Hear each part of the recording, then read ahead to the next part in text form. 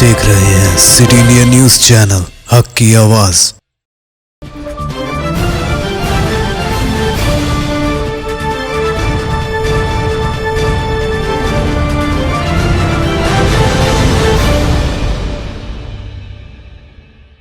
Cosmic bake zone पेश करते हैं उम्दा मुलायम दम के रोट, असली घी, मेवाजात, बादाम, काजू, पिस्ता और असली खोवे से तैयार करदा उम्दा मुलायम लजीज और जायकेदार दम के रोट एक बार खाएं तो खाते ही रह जाएं। आपकी सहूलत के लिए मुफ्त डोर डिलीवरी का भी बेहतरीन इंतजाम। बस अपना फोन उठाएं और हमें ये नंबर मिलाएं 99852610079441554455 और गर्मा गर्म ताज़े दम के रोट आपके घर पहुंच जाएंगे। सऊदी अरब, दुबई और दीगर बैरून ममालिक रवाना करने के लिए खुसूसी पैकिंग भी किया जाता है। तो फिर देर किस बात की, अभी मंगवा लें कॉस्मिक बेक जोन के जायकेदार दम के रोट आपके मुंतजिर। कॉस्मिक बेक जोन, महबूब नगर। अस्सलामुअलैकुम नाजरीन, मैं Zakia Sadiq city India news के रियासत तेलंगाना इलाके दक्कन के खबरनामा आईना दक्कन में आपका इस्तकबाल करती हूँ। खबरों से पहले सुनते हैं हदीस शरीफ। हदीस नबवी सल्लल्लाहु अलैहि वसल्लम, अद्दालु अलल खैरि कफ़ाइलिही, मुस्नद अहमद। कार खैर पर रहनुमाई करना कार खैर करने के मानिंद है।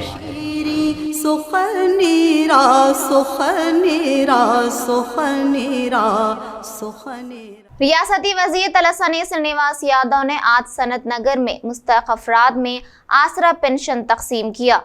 इस मौके पर तलसानी श्रीनिवास यादव ने कहा कि तेलंगाना हुकूमत वजूद सवालू के तहत 10 लाख जदीद पेंशनों को मंजूर किया है।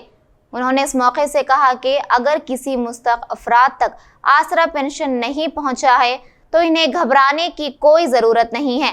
तेलंगाना हुकूमत हर मुस्तहक तक आसरा पेंशन को पहुंचाया जाएगा। तेलंगाना हुकूमत के निफाज करदा स्कीमात मुल्क की किसी भी रियासतों में मौजूद नहीं है। दीगर रियासतों की आवाम तेलंगाना जैसी स्कीमात की ख्वाहिश कर रही है। चीफ मिनिस्टर KCR का हमेशा से ही ये मंशा रहा है कि रियासत के तमाम तबकात खुशहाली की जिंदगी गुजारें।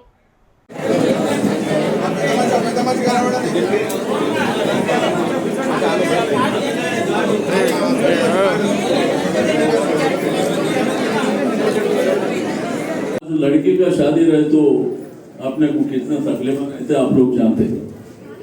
మన ఇంట్లో కూడా పిల్లలు పెళ్లికి వచ్చిందంటే మన అత్తగారు అడిగేటువంటి కట్నాలు, ఫర్నిచర్ ఉన్నా, గోల్డ్ కావాలి, రకరకాల డిమాండ్స్ తోని మనకి ఇంట్లో ఉన్నటువంటి తల్లి కూడా చెప్తుంది పెళ్లి బాగా గొప్పగా జరగాలి। అయితే ఈ దేశంలో ఎక్కడ లేని విధంగా మరి ₹1,00,000 కళ్యాణ లక్ష్మి షాదీ ముబారక్ కింద మన ప్రభుత్వం ఇస్తుంది। దీంతో పాటు KCR కిట్టు మన బిడ్డ, మనవరాలు, కోడలు ఎవరైతే ప్రెగ్నెంట్ ఉన్న తర్వాత డెలివరీ అప్పుడు ఆడపిల్ల పుడితే 13,000, మగపిల్లాడు పుడితే 12,000, దాంతోపాటు KCR కిట్టు మరి ఇవన్నీ కార్యక్రమాలను కూడా మనకి ఇస్తూ ఉన్నారు। ఇవి గతంలో లేవు।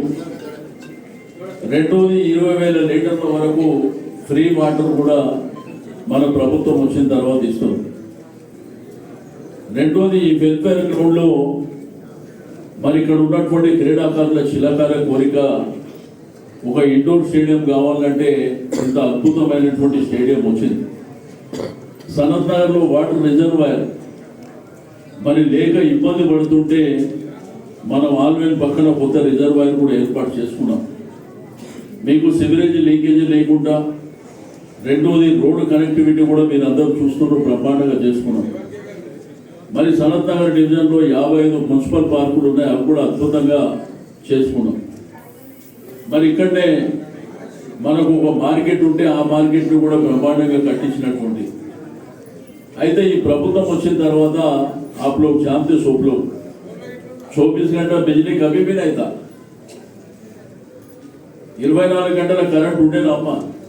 ఎండాకాలం వచ్చిందంటే कितने बार करंट जाता मुझे मालूम नहीं, आप लोगों को मालूम नहीं.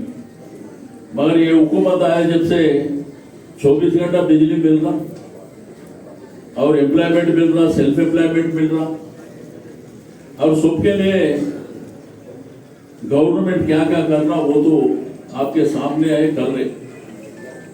ఒకప్పుడు ఇంట్లో 7-8 మంది ఉంటే సీలింగ్ పెట్టి 20 కేజీలు ఇస్తుండే బియ్యం.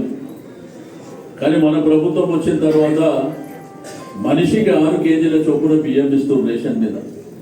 ఇవన్నీ కూడా మీ కళ్ళ ముంగట ఉన్నాయి. रियासती वजीर बराए सेहत और खजाना टी हरीश राव ने आज हैदराबाद के नारसंगी गुरुकुला हॉस्टल में मुनक्किदा कौमी यौम डिवॉर्मिंग तकरीब में मेहमान खुसूसी की हैसियत से शिरकत की. इस मौके पर उन्होंने अहदेदारों के हमरा क्लासरूम्स का मुआयना किया. इस मौके पर सोसाइटी के सेक्रेटरी रोनाल्ड रोस ने वजीर मौसूफ को समाजी बहबूद के गुरुकुलों और तलबा की कामयाबियों के बारे में आगाह किया. बादअज़ा हरीश राव ने तकरीब से खिताब करते हुए कहा कि तेलंगाना के क़याम से क़ब्ल गुरुकुल स्कूल में बारीक चावल और घी का कोई एहतमाम नहीं था, लेकिन तेलंगाना हुकूमत ने तलबा की सेहत को खातिर में रखते हुए बारीक चावल, घी और चिकन फराहम कर रही है. उन्होंने इस मौके से कहा कि कौमी न्यूट्रिशन तंजीम की हिदायत पर तेलंगाना हुकूमत इन ग़िज़ाओं का एहतमाम किया. तेलंगाना से क़ब्ल गुरुकुल का खर्च 380 करोड़ था, जो अब तेलंगाना के क़याम के बाद 3300 करोड़ हो गया है. उस वक्त गुरुकुल स्कूल की तादाद 298 थी और अब 923 हो गई है.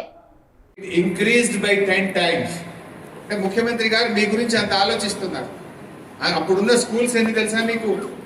ఆ రోజు తెలంగాణలో ఉన్నటువంటి ఎస్సీ, ఎస్టీ, బీసీ, మైనారిటీ అన్ని రెసిడెన్షియల్ స్కూల్ కలిపి తెలంగాణలో 298 రెసిడెన్షియల్ స్కూళ్ళు ఉంటే ఈ రోజు 923 రెసిడెన్షియల్ స్కూల్స్ ఉన్నాయి. అంటే నంబర్ ఆఫ్ స్కూల్స్ 5 టైమ్స్ పెరిగినాయి and the budget is increased by 10 times. Schools increased by 5 times and the budget is increased by 10 times. So quality of diet, quality of education, ఇవన్నీ కూడా ఇవాళ ముఖ్యమంత్రి గారు పెంచారు.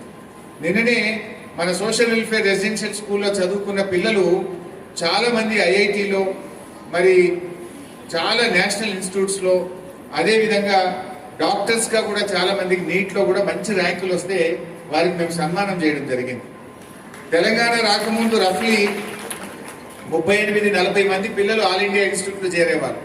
But ఈ సంవత్సరం 350 మందికి సీట్లు వచ్చినాయి.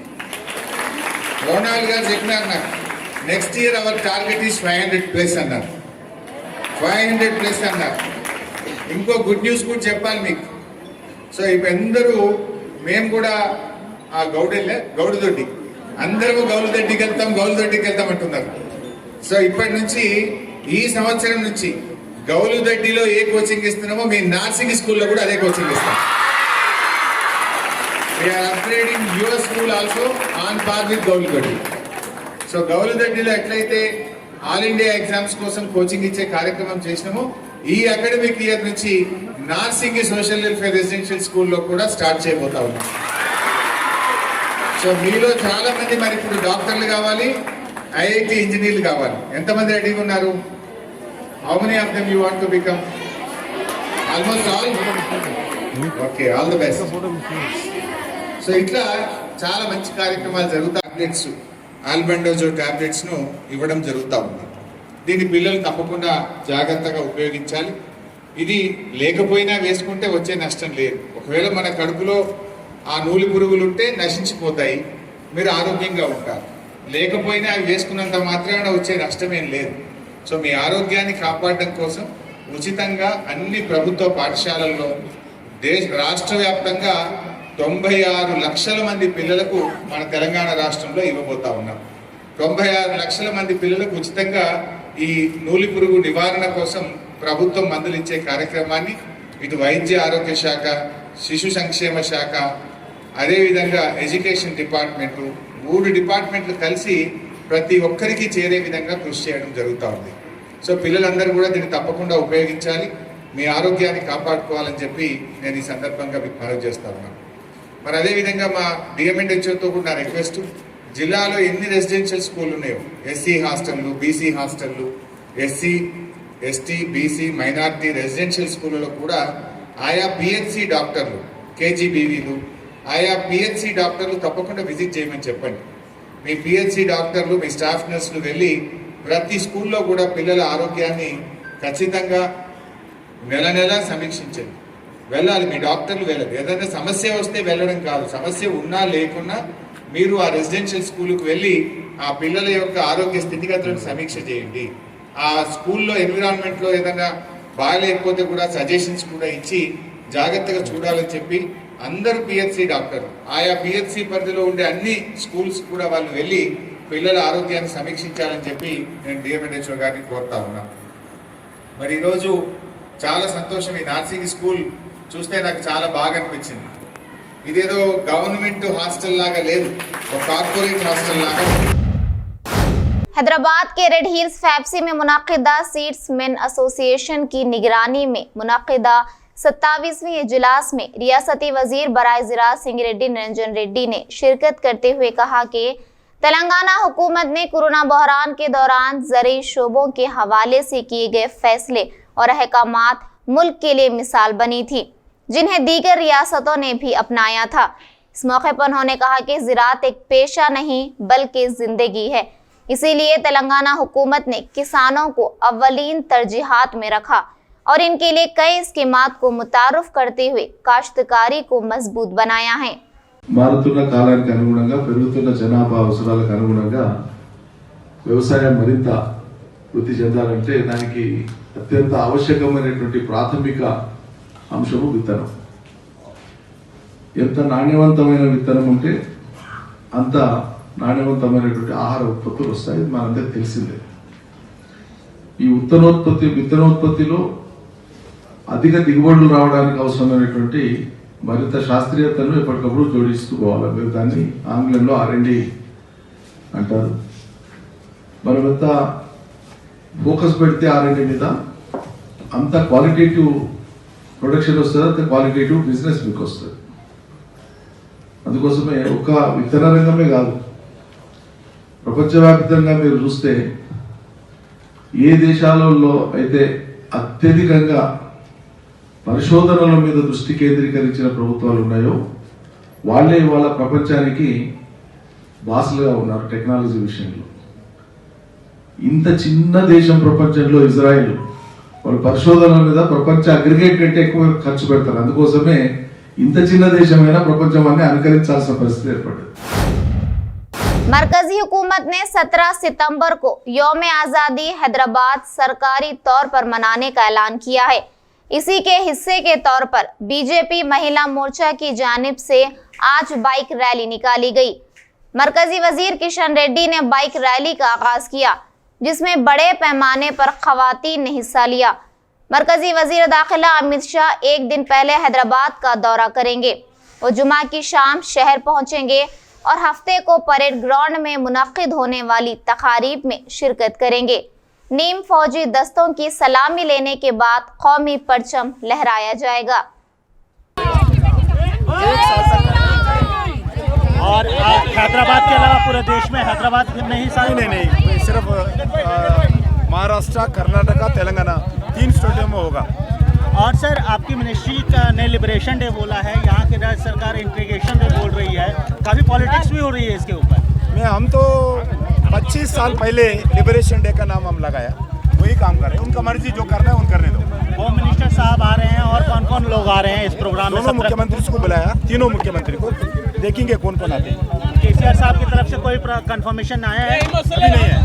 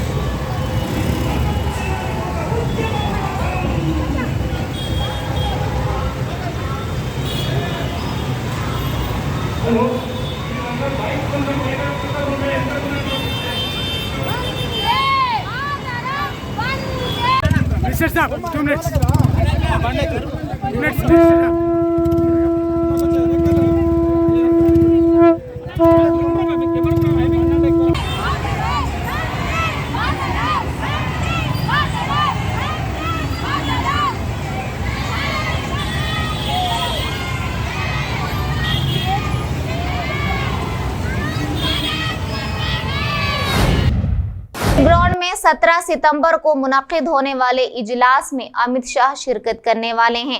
इस इजलास को लेकर परेड ग्राउंड के पास बड़े पैमाने पर पोस्टर आवेजा किए गए, जिसमें लिखा गया कि वो लीडर कौन है जिसने तेलंगाना की इज्जत नफ्स को अमित शाह के जूतों पर डाला।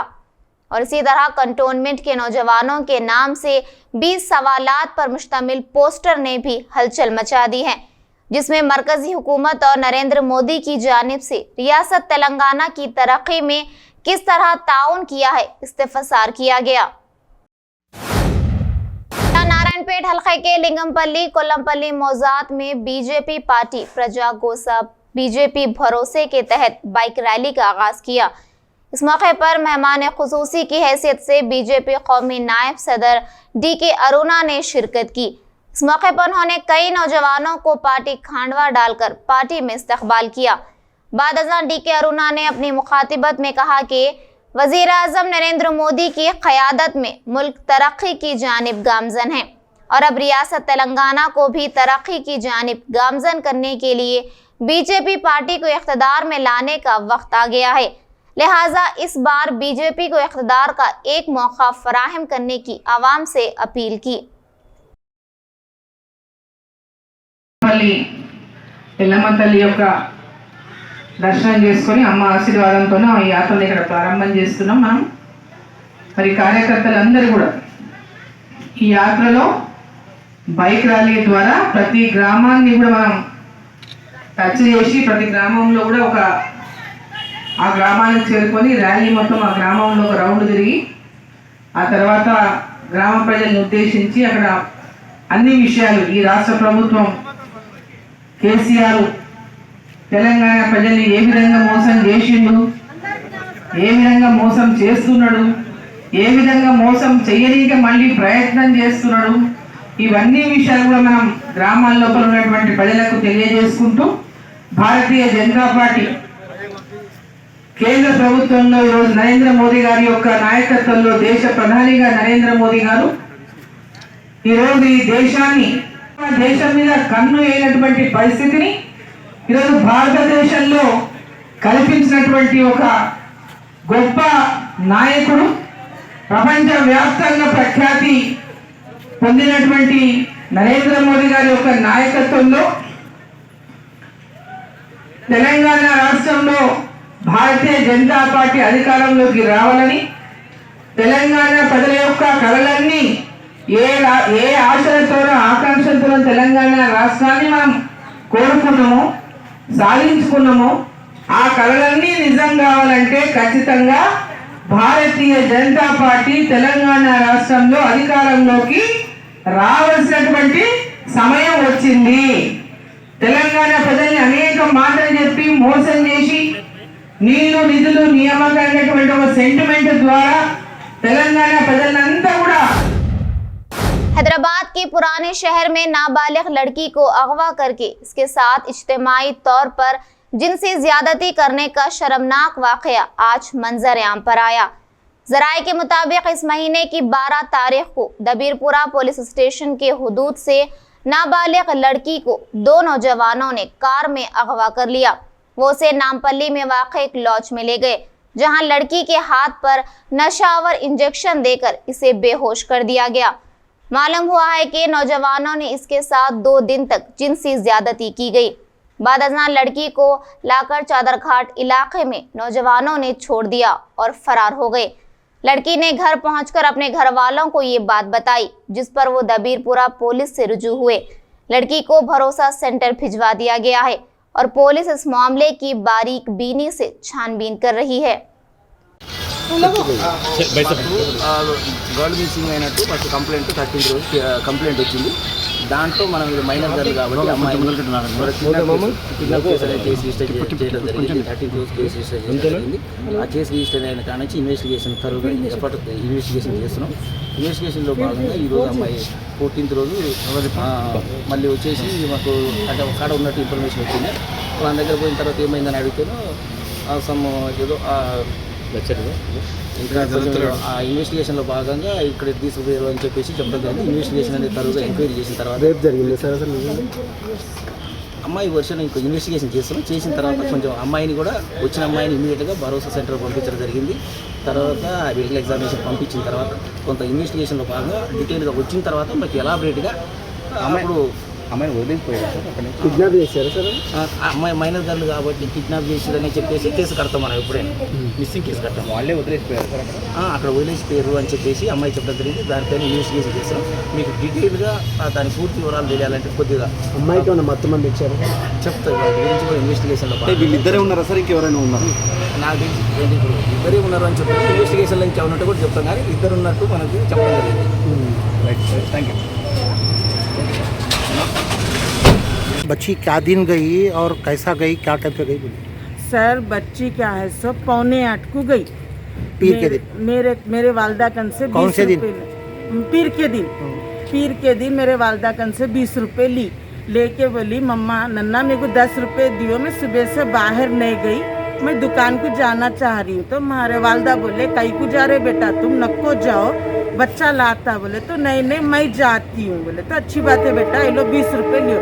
मम्मा मैं 10 रुपये ले रही हूँ, 10 रुपये वाला साबुन लाती हूँ। बोले फिर उसके बाद मैं बोली अम्मा मेरे को भी दवा लाना है, लो मैं भी 500 रुपये दे रही हूँ। मम्मा मैं नीचे खिड़की के ठहर के पुकारती हूँ, अब दवा की थैली फेंको। बोले उसके बाद उन्होंने सीधा फतेहखान बाजार कन चले गए बाद बच्चे को मैं पीछे भी भिजा के बोली बेटा इनको देखो जो पीछे कहाँ जा रहे। बच्चा देख के आके बोला मम्मा अस्मा दीदी कार कन ठहरे हुए है, वो कार में बैठे नहीं बैठे मेरे को नहीं मालूम, सिर्फ कार कन ठहरे हुए है, मैं देख के आया बोल के बोले।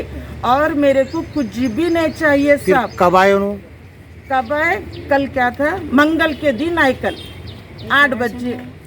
हाँ 4 शंबे के दिन आए, 8 बजे आए। क्या बोले? कुछ भी नहीं बोले मेरे सामने। पूछे नहीं आप उनसे?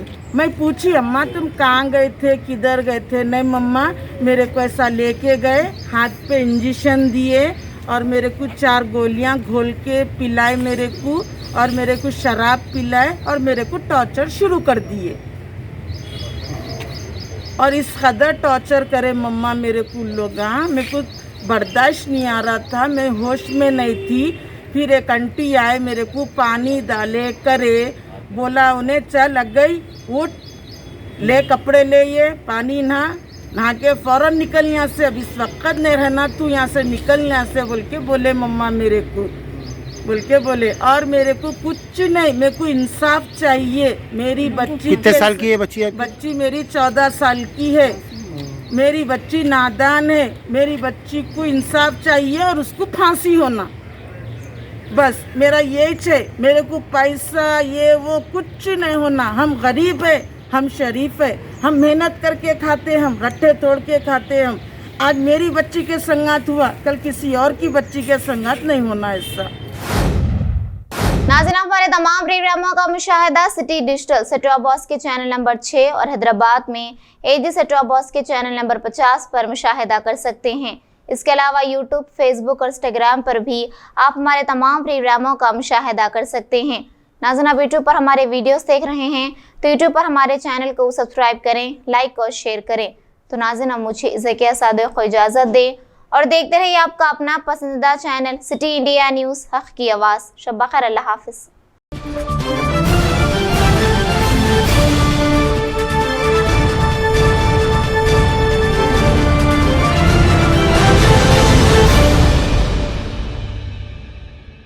सिर्फ ख्वाबों से नहीं, घर बनते हैं इरादों से।